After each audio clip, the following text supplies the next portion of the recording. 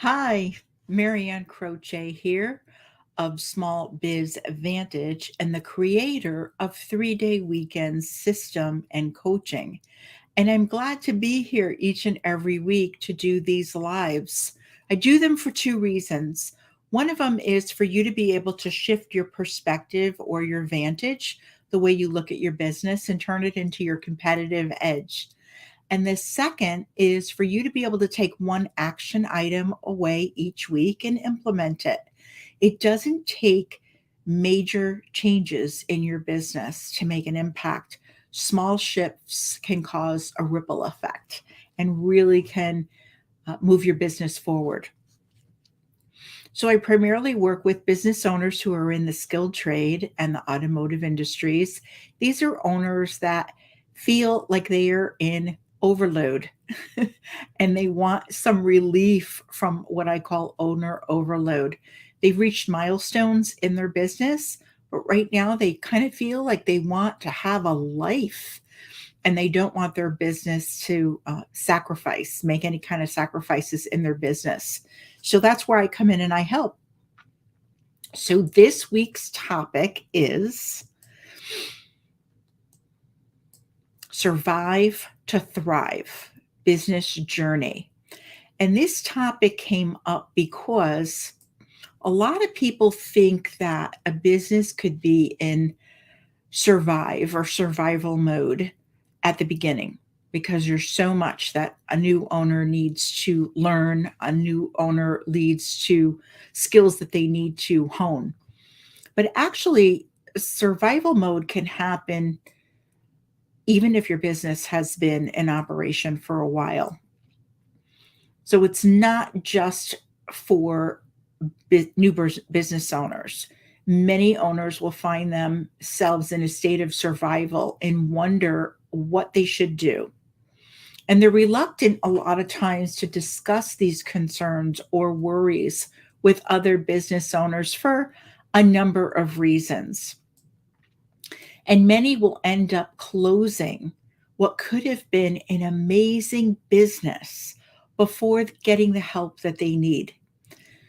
In fact, here's what I find: pain is a more common reason owners will reach out for help than gain is. And it doesn't have to be this way. There really is so much support. And I am here to tell you that the most successful business owners didn't go it alone, including myself. I am a coach, I am a shop owner, and I have a coach. And I wouldn't work with a coach who didn't. So we all have blind spots. A life will change, it happens all the time.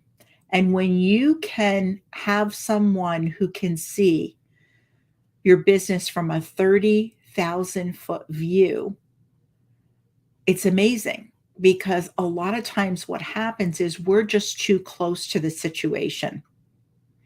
So when a business is in survival mode, here are the things that are common that happen. One of the things is you find yourself living week to week. And this can really cause a lot of stress.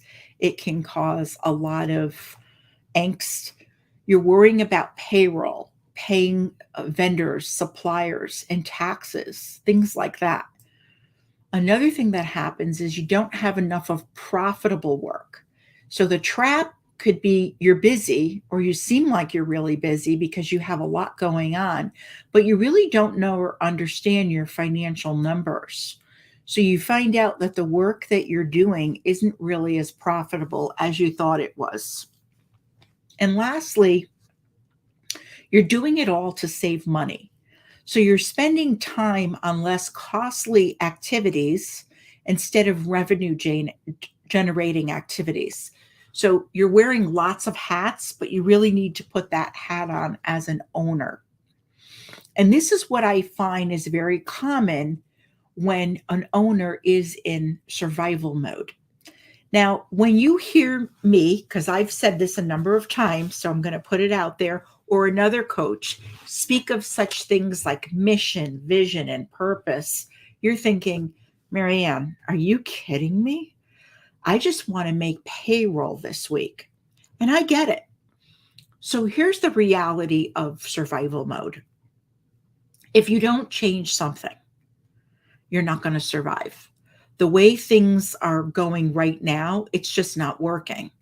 So you need to make a decision. And most coaches at this point will tell you, raise your rates. And in most cases, they're right. When they take a look at your financials, it is common that the rates need to be raised. But if it were that easy just to raise rates, you would have done it already. There's more to it than just changing numbers and your software or your signage. You have to believe it's okay to do it. You have to change the conversation with your customers from price centric to customer centric, providing them value. So the conversations that you're having, the wording that you're using really has to shift. What makes it difficult is that many have opened their shops with the idea of lower pricing, or they think that pricing is high in the industry. And the challenge is they didn't know the time, energy, or cost that it truly takes to run a business. Sometimes there are things that are beyond our control. It could be a health issue, maybe an issue with a loved one or a partner, or even an economic circumstance that's in your area that you really don't have control over. So there are lots of things that can happen that are beyond your control. COVID, supply chain issues, help shortages, all of those things. So how do you take control of the situation? Well, here are the next steps. When I talk about mission, vision, and purpose, it's going to be different at each stage of business. So when you're in survival mode, your mission is what you're going to do each day. And each day you will best serve your customers and community, and you will charge them accordingly.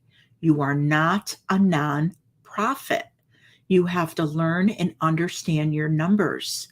Meet with an accountant, a bookkeeper, a coach to understand and use them to make better decisions and be able to make those decisions quickly.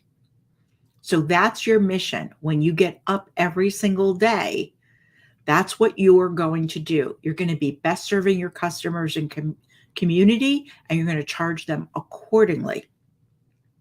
Your vision. You're not looking out 5, 10 years down the road. You're looking out 90 days at most. What is your revenue goal and how do you get there? Are we talking quality customers? Is that what you need to do? Is that different from what you have right now? Is it specific work because you're taking in everything and that's just not working for you? Is it billable hours? Are you having a challenge with getting the work out timely? Is it taking too long? Your purpose is, you have to answer this question. Why are you doing this? Why did you choose to be a shop owner? You want your business to become sustainable. You want it to be self-sufficient, meaning that your business can pay all expenses each month and be profitable. Why are you doing this? Are you doing this for a better life for you, for your family, for your team? Were you doing this to best serve your community? What was the reason? I can't answer that. You have to answer that. But there is a reason why you decided to go into business. Your mission, your vision, and your purpose may not be the same as others because you're in a different stage of business. But that mission, vision, and purpose are yours. And having it will help you stay focused on revenue generating activities. So this is not the time for distractions, such as you're going to change the font on your website, or you're going to start uploading more pictures to social media. No, this is the time to focus on revenue generating activities to bring in more quality work and customers. This means you need to do work and you need to improve efficiency. So bring in work that your team is good at and that you can get done in a timely manner. Don't bring in all kinds of work. Say yes to everything and anything that comes through the door.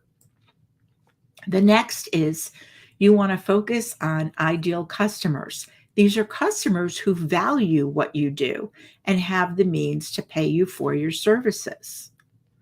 Now, what are revenue generating projects? Because that's what you need to be focusing on. Marketing that speaks to your ideal customer. Don't mention discounts. Talk about safety, reliability, and peace of mind. When it comes to reviews for your business, make the customer the star, not your business. Thank them for their kind words and applaud them from keeping their vehicle maintained, taking care of the vehicle, or being proactive before their concerns get worse and end up being more costly. Think of yourself as a resource to your customers and community and focus on best serving them. Give them great service, not cheap service, and follow up with them. Now, lastly, I want to give you a pro thinking tip. Survival mode can make you stronger if you reach out for help and take the action that is needed. Most trusted advisors, such as coaches, accountants, bookkeepers, they'll answer questions and address your concerns. You do not have to go this alone. Many people that look like their businesses are really doing well, they're thriving. At some point, they've been in a mode that was survival.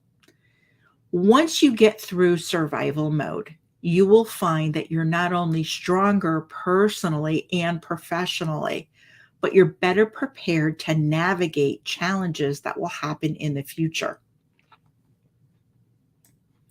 And I'll tell you that what I found over the years is that most of the people that you look at, that you see as the top companies in this space, in your industry, are some of the most giving people that you will ever meet, because they didn't forget what it was like to go through these different challenges. The key here is to stick with it and be consistent. So don't go it alone. So that's it for this week's Business Leadership in 15 Minutes. Have an enjoyable week.